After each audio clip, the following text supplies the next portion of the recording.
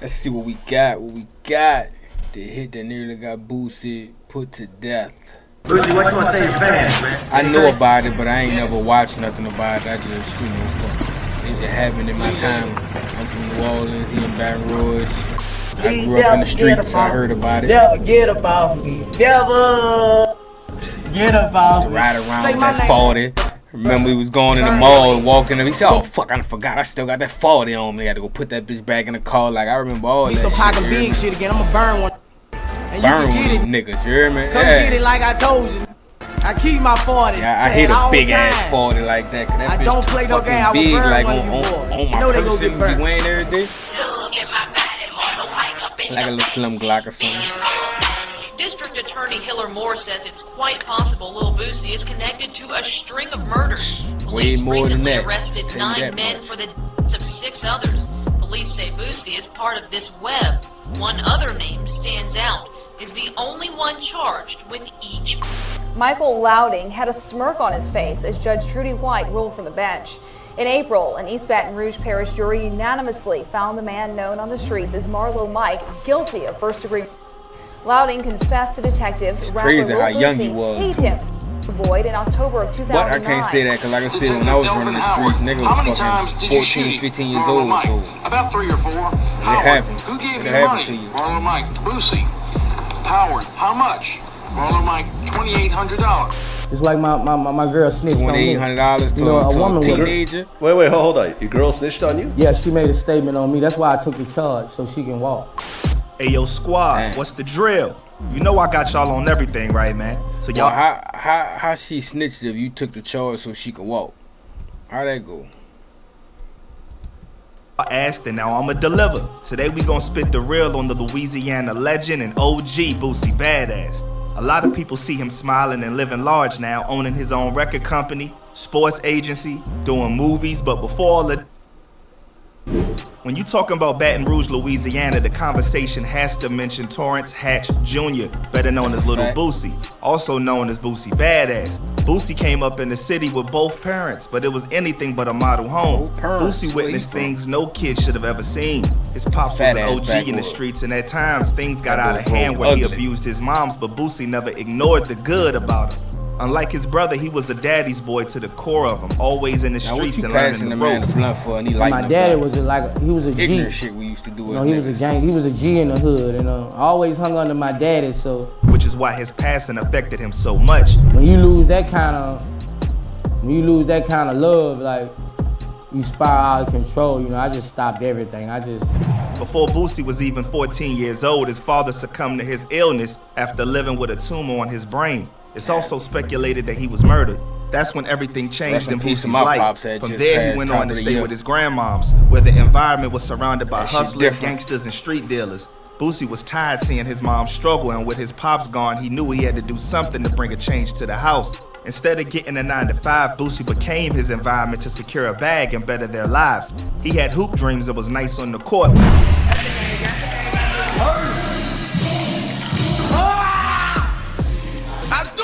I told y'all niggas. But even that went down the drain after he turned to the streets. It was time for me to man up, bro. So all the rest of that was irrelevant. School, all that was irrelevant. I had my mind on really on the money. All that was irrelevant now. I got that same Rolex.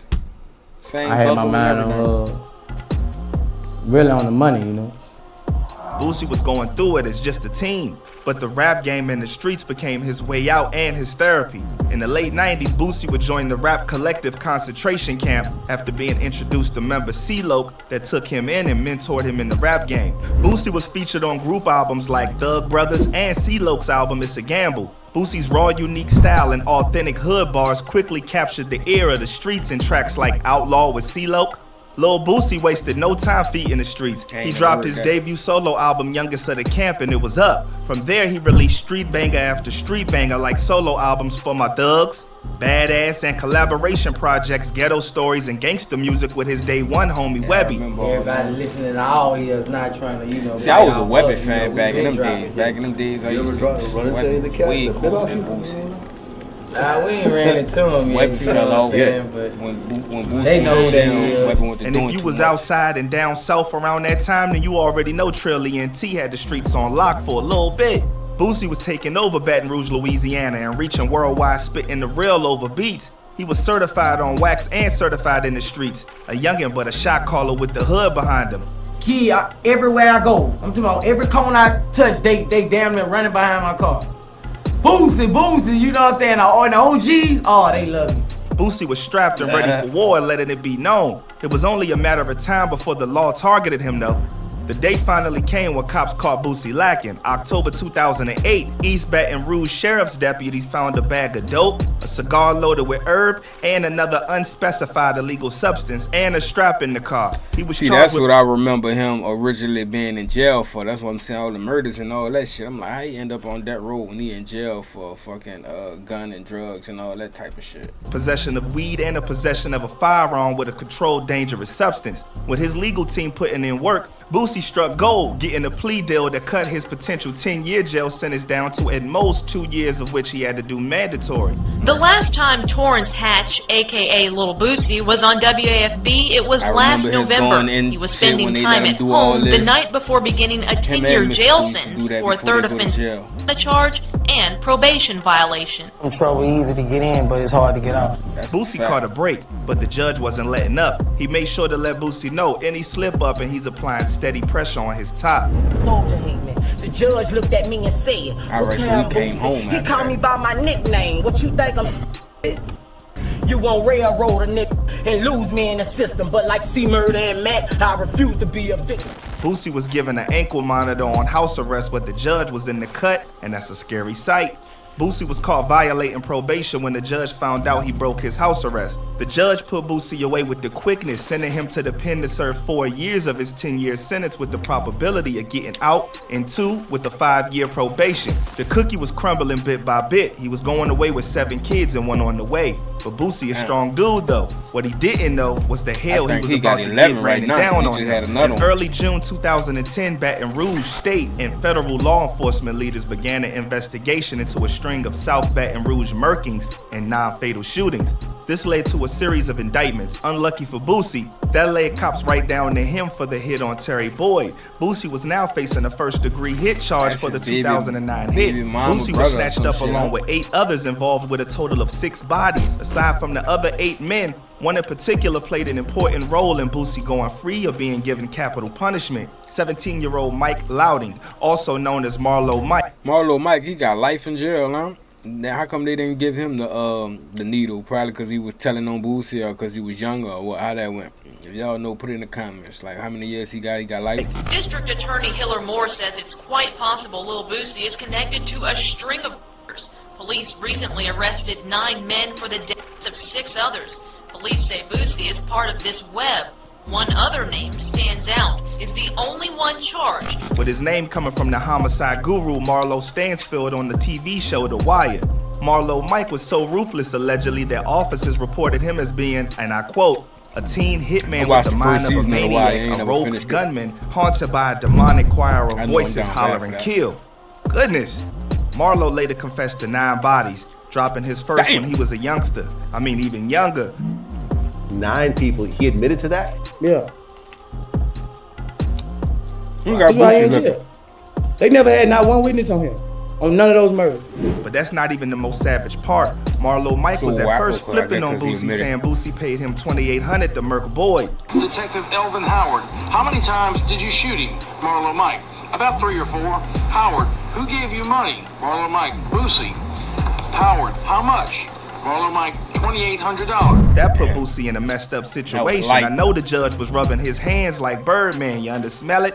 Imagine Boyd was chilling home watching TV. See, niggas so dumb and most niggas so smart. Like, if nigga would have said 5 racks, the nigga doing that probably be like, man, that ain't enough, you hear me? Because 5 racks sound like a little. So nigga come at you right off the dump under 5 racks. And look, I got 2.8, and you gonna take it automatically because you like, fuck, it's better than nothing, and da-da-da-da. Like, nigga stupid. You should ask on the 5. couch when bullets ran through his window, ending his life. And that ain't enough. Did describe on the tape in detail how he ran up to the house Terry Boyd was laying in, put a gun to the window, and shot through. Police reports further break down the crime scene. The exact date of the hit was October 21st, 2009, around midnight. A 9mm gunman fired 6 bullets through the front window of Boyd's house on Vermilion Drive.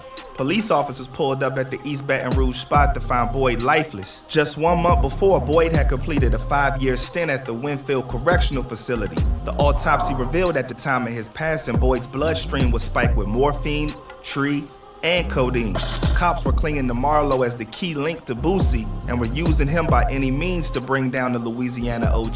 The prosecution had a taped jailhouse confession from Marlowe and telephone records that trace him to Boosie's recording studio during the hours before and after the hit was carried out. The craziest part is that the cops had evidence of a tattoo Marlowe got 2 weeks after the hit with a picture of an AK-47 with the phrase, "Yo Boosie, who's next?" I heard of bragging online, but this dude was taking it to a whole nother level, just made his body a billboard. But that's what happened when you got young shooters. OGs, take notes. But cops didn't stop there though. They were listening to Boosie's tracks like hardcore fans and found some daunting connections in his music to the alleged hit. On the track 187, Boosie raps the bars, "Yo Marlowe, he drive a Monte Carlo, that gray. I want that dead today." Ending the bar with either "Here go the key" or "Here go the cake." Either way, one speaks on the whip, the other speaks on the bread, on Boyd's head. From court reports, peers cops list the lyrics as "Here go the cake." Of course, right? Yo, Marlowe, he got a Monte Carlo. That bitch cray, I want that bitch dead today. Here go the cake. The song Body Bag, they also stated nigga. was Why would you bragging do that? about the hit. Both song titles alone were a bad idea, but not only that, Constantino Dimitriellos, I know I ain't pronounced that right. Hip Hop Police was around, but that was in New forensic York. IT specialist who was present during Boosie's house raid seized hard drives with his music, and other info who was present during Boosie's house raid seized hard drives with his music, and other info like a picture with the tattoo mentioned before on Marlowe. During his IT shenanigans, he determined both 187 and Body Bag were recorded the night of Boyd's shooting incident. They must have found dude from an anonymous hacker group or something. He dug up a couple other songs, N-Word in Trouble, recorded 2009 on November 2nd, where Boosie raps, "I'll kill you with my money. I'll kill you with the tummy. I'll kill you with my money. I got some killers on the payroll, and they know when it's time to handle biz. Lay low." Make me hurt killers on my payroll, and they know when it's time to handle business. Lay low. May 21st, 2009 on the song Limelight featuring Hurricane Chris. Boosie raps, "Feelings gone, ain't no love up in my body." Marlowe Mike in the back seat begging for a body. I seen him do it. Boosie songs were coming back to haunt him, but they were not done yet. Check out these 2 bars tying him to Marlowe. In Limelight he raps, "N-word tried to kill me, after that a N-word stole my name." Try to kill me, after that a stole my name. This ties him into the beef with Louisiana rapper Nusi, who was beefing with Boosie after he dropped a diss named Nusi Badass, after clowning with his homies about taking the name. Double back to 187, Boosie raps about business, they gon' solve the problem. 5 dead in 6 months, these scared now. Whoever tried to play with me, they dead now. You should have never said no shit like that, man. You tripping. 5 gone in 6 months, these But BG. Whoever tried to play me, they dead. Now this is important, especially the time frame, because law enforcement had Marlowe down for a slew of murders across just a 14-month period. And guess who one of the targets was? Boosie rival Chris Nusi Jackson. So now the prosecution had Marlowe Mike's confession and all these lyrics connecting the alleged dots. If Boosie was facing capital punishment, how could Boosie not think that a fucking teenager snitch when a dude was like 17 years old? Like, I know he putting in work, but fuck, it's nothing for a child to turn on you, bro. I don't care how street he think he is. It's someone in the streets among Boosie's peoples talking anonymously on the news, painting Boosie as a murderer. Through all this man kept it solid, ready to die a hood hero. You facing death penalty, you round it, smiling every day, cracking jokes, woo da woo da woo, because I never let them see me hurt. I'm not for you already got me down, you know, I'm not finna let you see me hurt. Boosie was still thugging to feed his family, getting more charges while still in jail, this time for trying to smuggle illegal substances inside, and his baby moms got caught and ratted him out. Cause a woman will break, just like my girl snitched on me. You know, a woman will, Wait, hold on. Your girl snitched on you? Yeah, she made a statement on me. That's why I took the charge, so she can walk. Boosie was standing on everything and saying it with his chest. And the craziest thing happened next. Boosie beat the charges. How did you feel when you heard the not guilty verdict? Oh, I was happy, man. I ain't gonna lie. I just put my hand up. I was happy. I was like, I'm coming home. Turns out instead of testifying against Boosie, he changed his statement and testified on behalf of Boosie, saying Boosie had no involvement at all in the hit on Boyd. Boosie would later say in the Vlad interview Marlo was... That's that motherfucking Woody type shit, but even better, that nigga came through in the clutch. Just when you thought it was over, that nigga said, nah, he ain't had nothing to do with that. I did it all on my own. He ain't no knowledge or nothing. What? Like his son, even signing for him as a guardian nigga, at school. even though he did all the snitching. When he told on you initially, what did you think? This was your close friend? Yeah, this was my son. And that's snitching right there, cause nigga said when he told on you the first time, what did you think? You should have said, fuck, it wasn't true. I didn't do it, you know what I'm saying? But he like, that's like giving it away right there. Tripping. I was his guardian. Glad know what he be doing. At school. Wow. I signed for him. And had no hard feelings because Marlo had wrote him in prison apologizing for what he did and letting him know he's gonna make it right. 2 months after I got in jail, I knew he was gonna testify for me. He had already wrote me letters and shit saying, why he did it. He was he's sorry. He would never catch the stand on me, I already knew I was coming home. In 2013, Marlo would be sentenced to life. Boosie would be a free man in March 2014, completing his parole in 2018. Not only that, Boosie earned his GED while in the pen.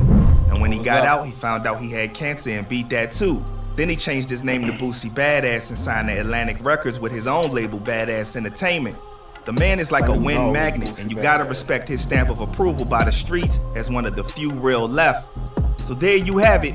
Thanks for kicking it with your boy.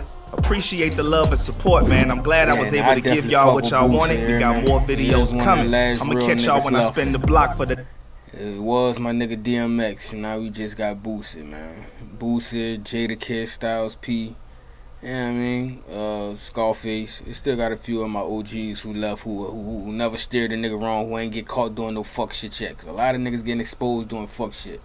So a lot of niggas who I fuck with ain't get caught doing no fuck shit yet. My nigga Birdman out here falling asleep and shit doing interviews and shit. They saying they on crack and dope, but hey, it ain't none of my business, man. Y'all like, comment, subscribe, send me some new shit in the comments. Let's talk about it in the comments. Let's get to it. Just do it.